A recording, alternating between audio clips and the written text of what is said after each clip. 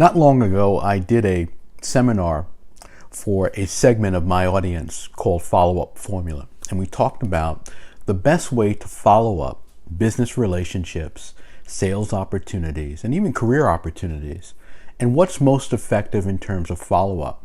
I find that the magic is in the follow-up. That's where things happen for you. But if you don't know how to follow up, you will squander the opportunities that you have worked so hard to uncover. Now, I didn't used to understand what follow-up was about.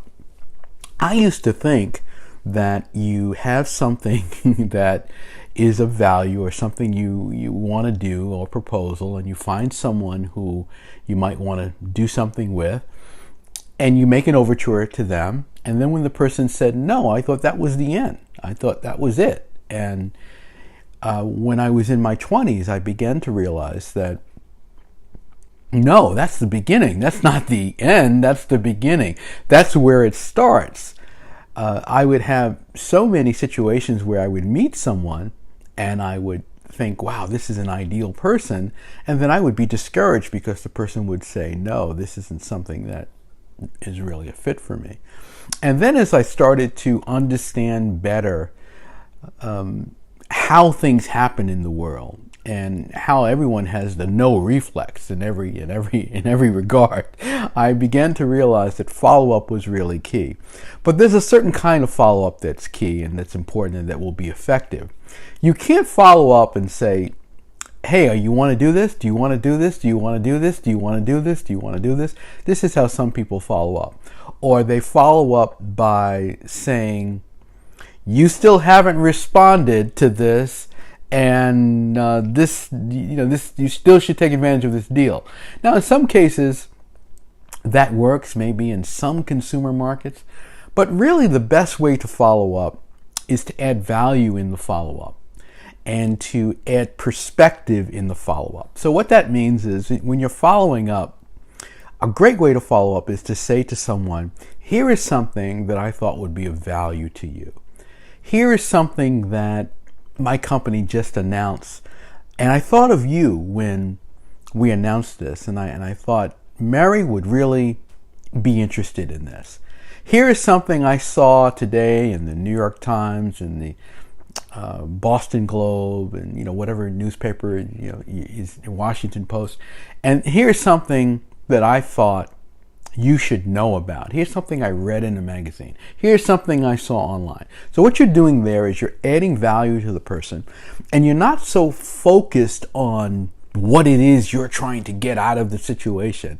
You're really thinking about, you're putting your mind in the right place. Your mind is in the place of the person that you're trying to serve. So that's number one. Telling them something that's of value to them, showing them something of value. Now, the second piece of that is sharing something of value about you and your organization or your activities. So what is it that you're doing that helps give them a better perspective of who you are and why they should pay attention to your overture? Sometimes when we talk to someone, what's happening is they're sizing you up. They're trying to figure out, do I want to do business with this person? Do I want to accept what this person has offered? Do I want to be engaged in this? Does this person think like I do? Does this person on the right level, so to speak? There's so many things that go through a person's mind when you are asking them, because so many people are asking them all the time. Not only you, there's advertisements on television, they're in magazines, they're online, they're on billboards, they're everywhere, they're on the radio. So people become numb to the fact that they're being asked about something and to take advantage of it. And in fact, we're in such an era of hyperbole where everything is amazing, everything is the best you've ever seen, everything is incredible, that frankly, there's a lot of credibility. There's a big credibility gap.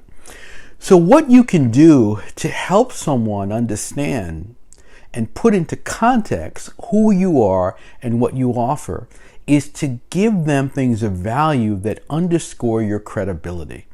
Here's the kind of work we're doing with another client. Hey, we just finished this project across town. Look at this. Here are the people who are benefiting from the services that we offer. We're really excited to say that we really help them with their finances, with their renovation, with whatever it is. Press releases about what you're doing. Not things that are empty, but things that are substantive. And when you start to do that, then that person will begin to see you in a different context and will understand more deeply what it is that you can bring to their life or business, and they'll begin to take your overtures more seriously. They'll say, oh, I saw what you did there. That looked really interesting. Let me know how that goes. You'll find that they will start to respond to that.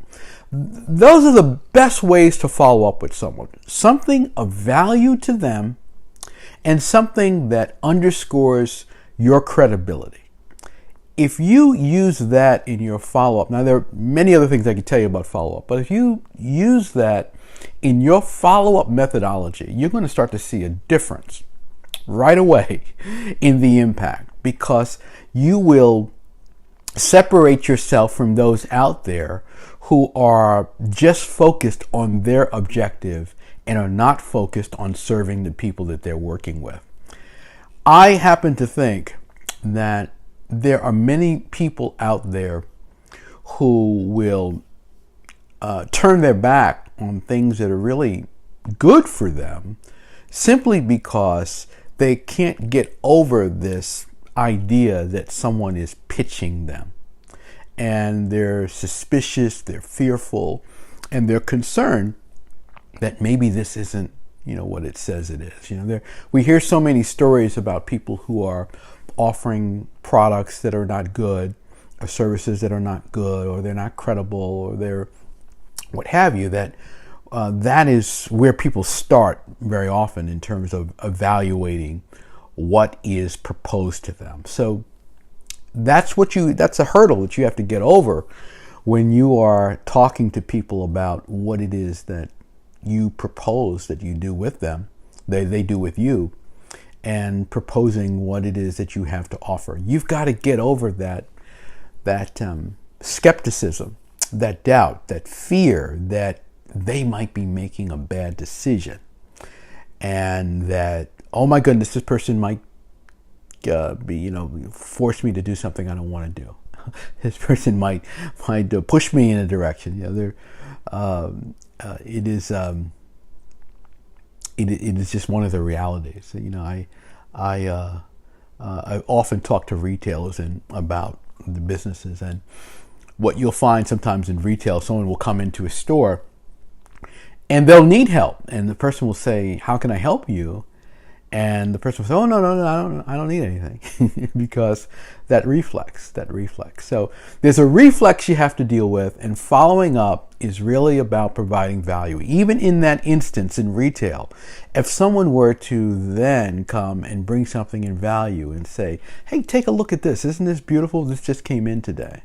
That would shift the mindset of the customer. And what would happen in that moment is they would forget about their vulnerability and really start thinking about the potential upside, the potential value of working with this organization. So that's the key to follow-up. Follow-up is important. Follow-up is where the action happens, and follow-up requires an understanding of how to underscore value, both in terms of the person you're following up with, what's valuable to them, and the value in working with you. If you like this tip, give me a thumbs up. Let me know. Share it with someone in your network that you think will find this of value. And make sure you are subscribed to my channel, because I have a lot more to come. I will see you next time.